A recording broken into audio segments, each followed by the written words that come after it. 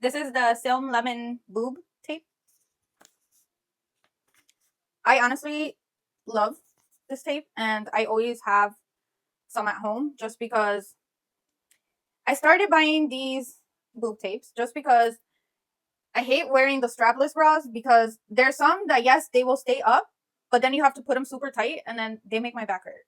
So then either my back hurts because the bra is too tight, or it shows because the bra is too tight. Or you don't put it as tight and then it doesn't hold up and then it continues moving down. So either way, I try to find a solution to not have to wear a strapless bra, and this was it. I really love it, though just keep in mind when you go to rip it off, it might hurt, okay? Because it's super sticky and it sticks on. Even when you sweat, it does not come off. That's why I love that it comes with these. These are the silicone nipple covers.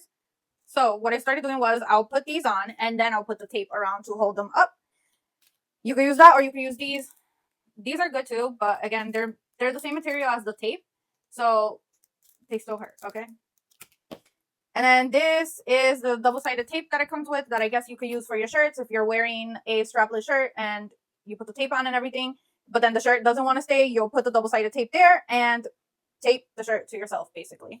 The way that you use this is without your bra on. You'll go, and I typically start from the bottom to make a base for it to be lifted.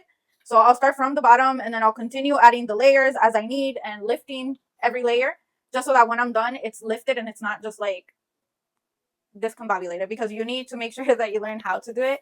But you'll learn. And honestly, it's so much easier than having to wear a strapless bra and it not working the way that you wanted it to, or it causing you pain while you're out and about in your cute little outfit.